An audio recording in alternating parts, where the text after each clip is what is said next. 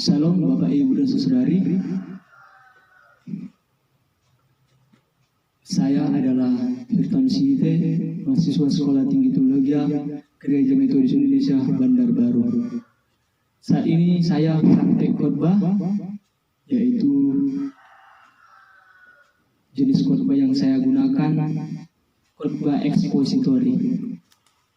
Dan sebelum saya menyampaikan kebenaran firman Tuhan, terlebih dahulu mari kita bersatu dalam doa. Kita berdoa.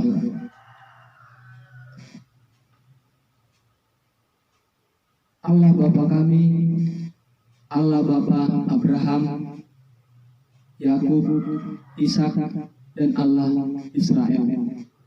Bapa, kami mengucap syukur Bapa untuk setiap penyertaan-Mu di dalam hidup kami.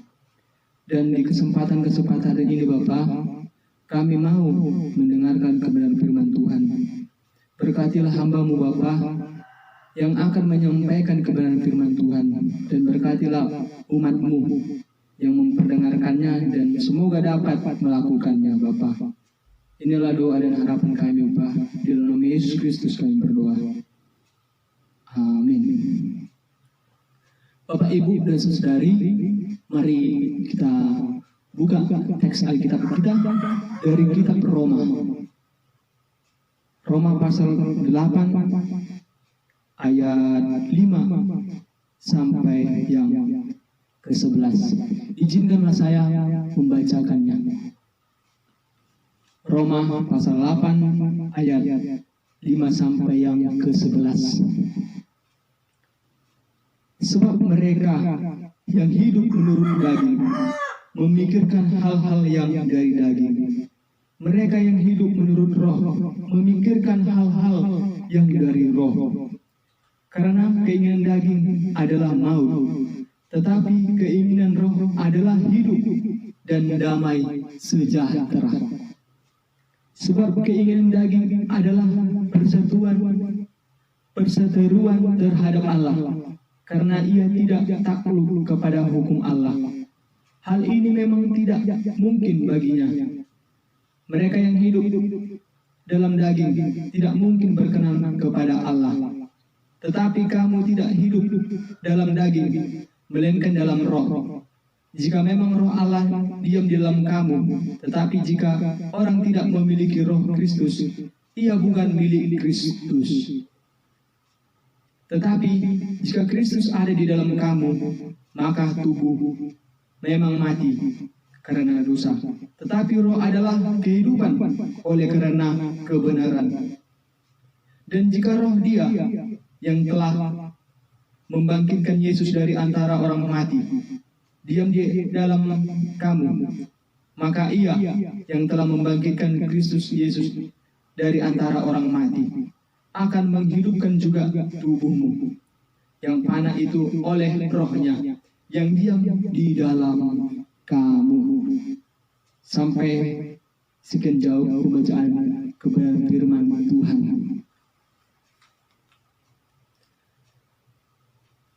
Pada teks ini saya mengangkat tema, yaitu apakah sudah hidup dalam roh? Apakah sudah hidup dalam roh? Bapak, Ibu, dan Saudari yang dikasihi oleh Tuhan Yesus Kristus, kitab Roma ini adalah surat Paulus. Surat Paulus yang ditulis olehnya. Dan surat ini ketika Paulus menuliskannya sangat berhati-hati. Dan kitab ini ditulis sekitar tahun 57 Masehi. Dan kitab ini ditulis di Korintus.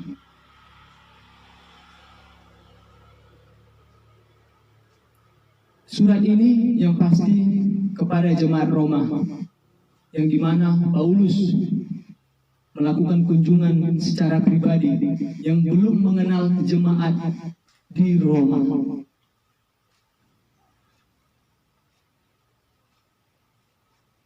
Orang yang hidup dalam roh adalah orang yang bermegah dalam kesengsaraan. Dan orang tersebut bertekun dalam kesengsaraan. Dan ketekunan tersebut menimbulkan tahan uji. Dan tahan uji menimbulkan pengharapan. Dan pengharapan tidak mengecewakan seseorang karena kasih Allah telah dicurahkan lewat Roh Kudus. Roh menurut bahasa Yunani adalah pneuma. Pneuma yang mempunyai arti adalah Roh Allah. Roh Allah. Jika berbicara mengenai roh, roh memberikan beraneka ragam. Terdapat di 1 Korintus 12 ayat 4. Tujuannya apa? Untuk membangun kehidupan gereja. Hidup menurut roh adalah hidup di dalam iman kita. Hidup oleh roh, hidup dipimpin roh adalah bagian-bagian hidup baru. Dan hidup menurut roh adalah hidup menurut kehendak Allah. Kehendak Allah Bapa dan dipimpin oleh Roh Kudus. Bapak, Ibu, dan saudari yang dikasihi oleh Tuhan Yesus Kristus, cerita teks kitab ini dibagi menjadi dua. Yang pertama, ada kehidupan yang dikuasai tabiat manusia yang berdosa, yang mengarah kepada diri sendiri karena hanya keinginan diri sendiri. Artinya, memikirkan keinginan diri sendiri seperti hawa nafsu, kesombongan, ambisi, dan lain-lain. Inilah sebenarnya tujuan teks ini yang pertama. Lalu yang kedua, ada kehidupan yang dikuasai oleh Roh Allah.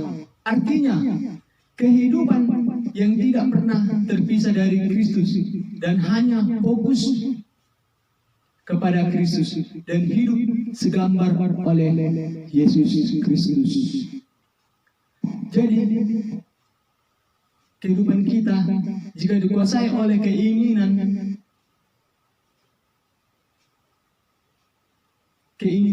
kita, sehingga tabiat manusia dapat berdosa. Keinginan contoh seperti minum-minuman keras, melakukan kekerasan kepada sahabat-sahabat kita, itu tidaklah kehidupan dalam roh. Kehidupan itu sehingga menuju kepada maut. Orang yang hidup menurut roh,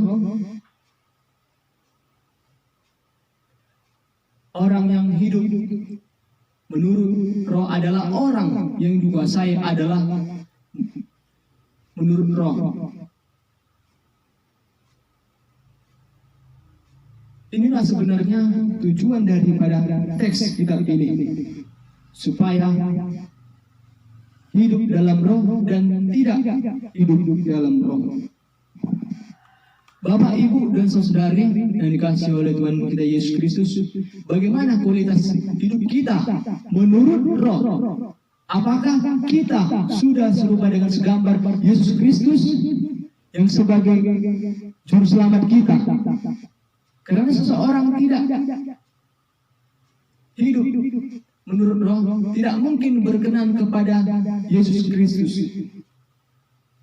Dan orang yang tidak memiliki Kristus, pasti orang tersebut tidak sesuai dengan apa yang kita harapkan. Jika memang seseorang tidak hidup menurut kehendak Kristus, maka mulai saat ini Bagaimana kehidupan roh kita? Apakah kita hidup menurut daging, menurut hawa nafsu kita, dan kita hidup menurut duniawi? Bagaimana jika kita hidup menurut roh? Hidup menurut roh, di sini ada 3 poin yang mau saya sampaikan. Yang pertama, menjaga setiap perkataan. Nah, ketika kita hidup menurut roh, maka kita mulailah dari hal-hal yang sederhana. Dari mulai perkataan kita, baik kepada keluarga, baik kepada sahabat-sahabat kita, baik kepada saudara-saudara kita dimanapun berada, baik dalam hubungan jarak jauh maupun dalam hubungan jarak dekat. Yang kedua, menjaga pikiran. Nah, sebenarnya hidup menurut roh ini ketika kita menjaga hati dan pemikiran kita. Menjaga pemikiran kita ketika kita melihat seseorang dengan menggunakan akal sehat kita, menggunakan pikiran baik kita. Nah, itu adalah hidup menurut roh. Yang ketiga, mengabdikan diri kepada Tuhan. Mengabdikan diri kepada Tuhan, maksud saya adalah melakukan kewajiban-kewajiban kita, seperti beribadah, melakukan saat teduh, melakukan jam-jam doa, bersujud di kaki Tuhan. Itulah sebenarnya hidup menurut roh. Dan juga ketika kita membaca kebenaran firman Tuhan dengan menggunakan waktu-waktu tertentu, dan kita dapat melakukannya di dalam kehidupan kita sehari-hari, itulah yang namanya mengabdikan diri kepada Tuhan. Maka itulah yang saya maksud hidup di dalam roh. Bagi Bapak, Ibu, dan saudari yang dikasihi oleh Tuhan kita Yesus Kristus, bagi yang mendengarkan kebenaran firman Tuhan tersebut, saya mau mengajak Bapak, Ibu, dan saudari sekalian, hiduplah dalam roh agar kita dilayakkan selalu, agar kita berkenan di hadapannya, baik hari ini maupun di hari yang akan mendatang. Kiranya kebenaran firman Tuhan ini dapat memberkati Bapak, Ibu, dan saudari. Mari kita bersatu di dalam doa. Kita berdoa.